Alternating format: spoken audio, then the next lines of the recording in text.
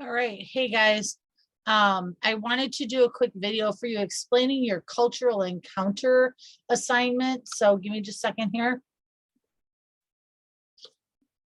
Sorry, I'm drinking coffee as I am doing this. So I wanted to just do this via video just so it makes sense to you guys what we're doing.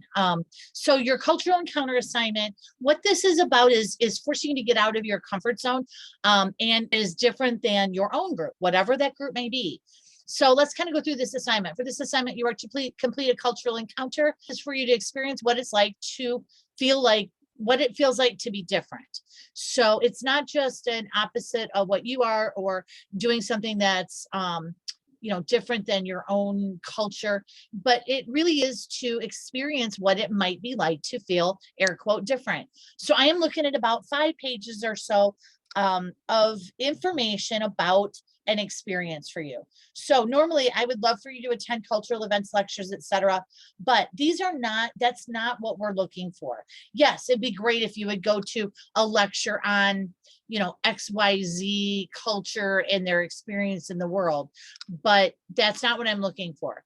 I am looking for you to engage in something, to be a part of something.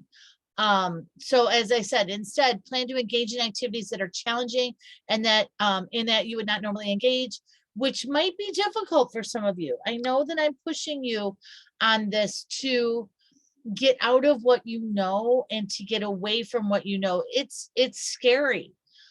Please avoid activities that might cause you harm or might place you in situations that are extremely distressing or illegal. Don't do something that's extremely distressing for you. Why would you do that? Don't do that. I give you a bunch of ideas here at the bottom. So however, if you are going to do something, especially if you're going to break a social norm, you're on your own. And I'm recording this and it says it in the assignment because I've had students push this before. You do something illegal, you're on your own. I'm not encouraging that. I am not encouraging that.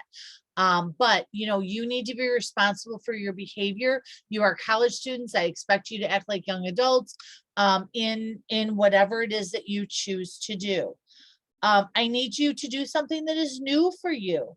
If don't already do something that you're already doing.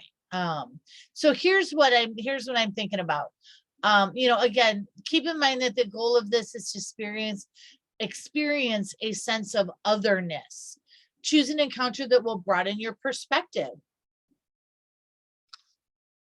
You might interview your parents, for example, if you interview your parents, for example, they generally share your values and perspectives. Or if you choose to attend a church similar to your own, you're not going to meet the goals of this. So get out of that safe space. I know some of you are already stressing about this. I know. It's okay. But to truly kind of culminate what we've been doing all semester about talking about other groups and learning about other groups, now I want you to experience what it's like to feel like another group. So again, very important, you must treat people with respect, not as your subjects. You are going to engage in experiencing someone's culture. Don't offend them. For example, if you make sure that you ask permission if you need to.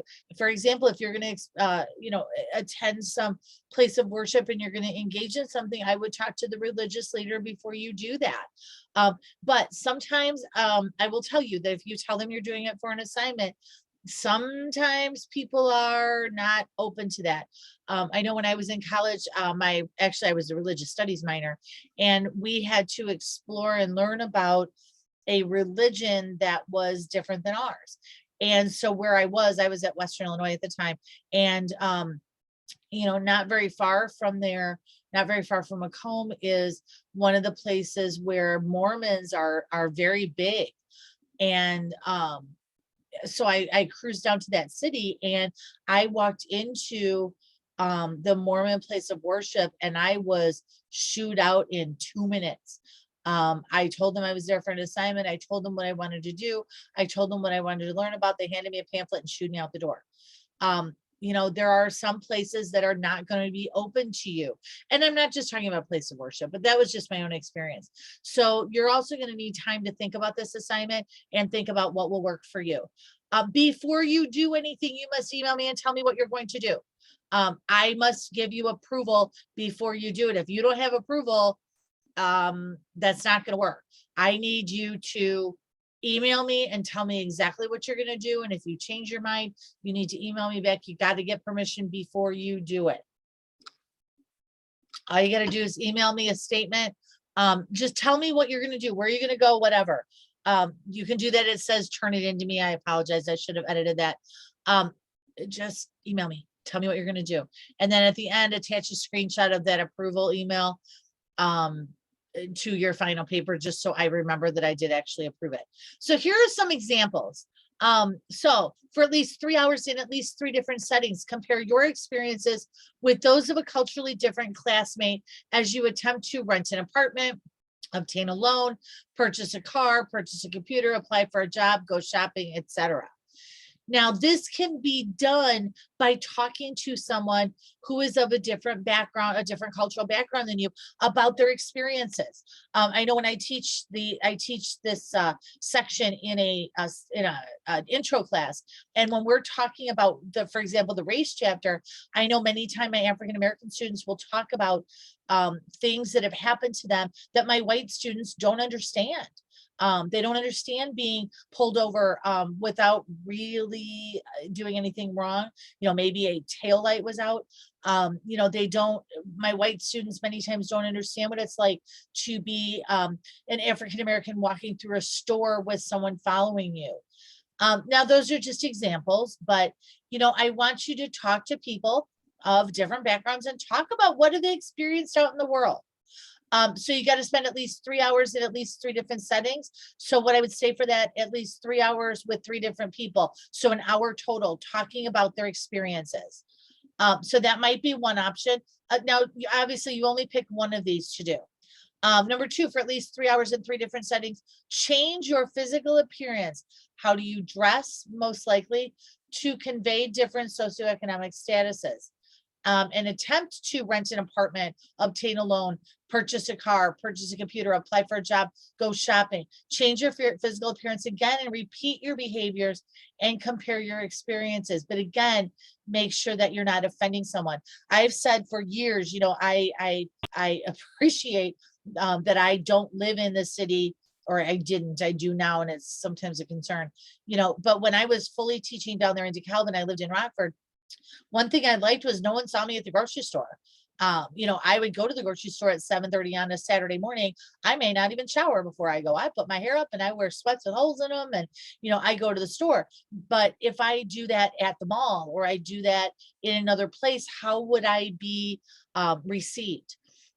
This would be really interesting if you did it in a way that you went to the same place. I know there's a classic research project out there from many, many years ago where a researcher it was the pastor. The pastor was on vacation from their church. So people weren't expecting him. And yet he showed up at his own parish dressed as a homeless person to see how people would react. And of course, people did not engage with that person. Again, be careful about what you're doing. I would make sure with any of this that you take a copy of this assignment with you just in case. Now, again, I'm not expecting any major problem, but take a copy of the assignment with you. My name and emails at the bottom to kind of show someone if they question what you're doing. But I might walk into someplace and maybe start looking at cars, maybe dressed as someone who doesn't have any money, or don't shower for 2 days, really commit, and then go, or whatever. So that's another option. Number 3, for at least 2 hours, speak to family members about at least one culturally diverse issue. So about race, about sexual orientation, religion, etc. This should not be about your own group membership.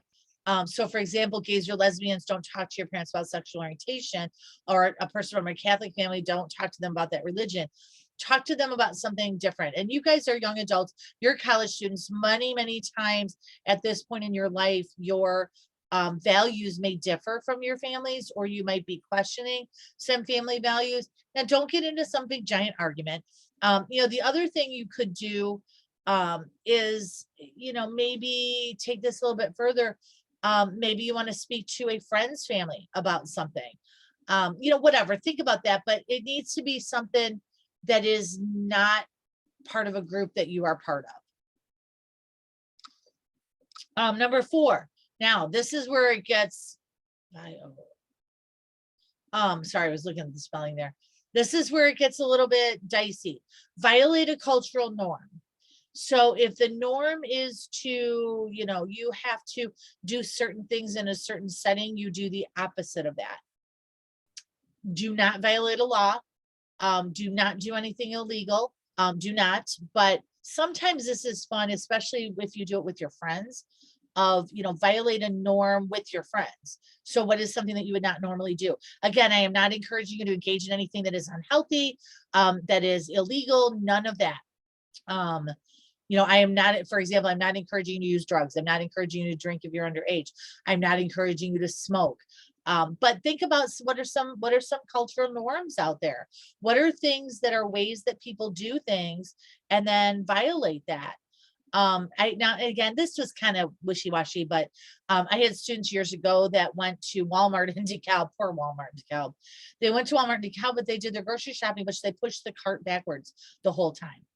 And just, went on their day and, whatever. So think about what you could do. And again, I'm not looking for 10 minutes. I'm looking for, in at least 3 different settings. So that, for example, if you were going to do the grocery cart one, which is, again, kind of iffy, you don't go do it in 3 different stores. You need to pick some sort of norm that you're going to violate, but pick 3 of them. Interact, don't just interview with someone from a different culture. So if you have a friend that, maybe is Christian and you're not, maybe you want to interact with them if they are, celebrating Holy Week and Easter, coming up here in a couple weeks. I know for us, and for me, Holy Week is just what it is. It's Holy Week. It is a time where we're at church almost every day, where, we do things that lead up to Jesus's resurrection. And so if you are not a part of something like that, maybe you engage with a friend that is, and talk to them about it. But it's not just about doing things with them. Really interview them about their culture. If you are African American and you have a friend that is from India, sit down and talk with them. Maybe you interact with their family. Maybe your family invites you to dinner. Maybe you talk to their parents about the way that they raise their children. But again, be careful not to offend someone. Your culture has a way of doing things. Other people's culture have a way of doing things, and you need to stop and think before you react about what you might do that might offend somebody else. So just be careful. Here's another one. Walk around campus or your town for 2 days and follow the path that someone in a wheelchair would use. So think about, okay, I've got it. So let's say you're at Kish. Let's say you are one of the students in a wheelchair that cannot drive. So where does the bus drop them off? How do they get out of that bus? What route do they go into school? Where do they have to go if they have to classroom on the 2nd floor? Where are the handicap bathrooms? How do they get into the library? How do they get into the offices upstairs? Is there room for them to get into the office upstairs? What about the classroom? Is there a desk that is wheelchair accessible? Think about that. There might be desks with chairs where the chairs are separate, but is that desk wide enough that it can fit over the lap of someone in a wheelchair? What about the cafeteria? How do you get through the line if you're in a wheelchair and let's say you have a tray? So those are things to think about. And again, this is just, those are just ideas. Pay attention to the ramps. You can't go down over a curb. So where are the ramps? What do? Pay attention outside to where the bus may drop or the transportation might drop them off, and where is the entrance? What if they drop off in the back and the student's classroom is in the front? Think about all that. Think about just how they get around. How do they move through things? Where's their backpack? Where's their books? Where's their computer? Think about all the germs that might be on their hand from pushing their wheelchair and their wheels always touching the ground. Whatever it is. Think about it at home as well. Could you, if you were in a wheelchair, get around your home? Could you get up to your apartment? Maybe not. but get beyond your classroom, but pay attention everywhere you go. If you have to pump gas, if you have to go into the grocery store, if you have to go to Walgreens, you know, if you're going to shop for clothes. I know one of the areas when my grandmother was still alive, we would take her to a store when she was still able to get out, and but she was wheelchair bound. So we would take her to a store to look for clothes. Well, at ladies, you know, if you have ever shopped in Kohl's or anywhere else, good luck trying to get a wheelchair, let alone a shopping cart, but a wheelchair through the displays. And I know years and years ago, you know, we had to sit my grandma on the outside in the aisle and go back in and look for clothes and bring them out to her because her chair wouldn't fit back in there. So that's something to think about. Number 7, wear blindfolds or earplugs and attempt to spend your day doing what you normally do. Those of you that have noise canceling headphones, you know, now blindfold, please don't drive a car if you're blindfolded. Like, I mean, I shouldn't have to say that, but you know, if you're going to blindfold yourself, make sure you have a friend that's helping you. Earplugs, or you could use noise canceling headphones and just kind of go through the day and realize how difficult that is. And then if you're going to do number 6 or number 7, I would like for you to also interview a person with a similar disability about what their experiences are. I see I cut that sentence off.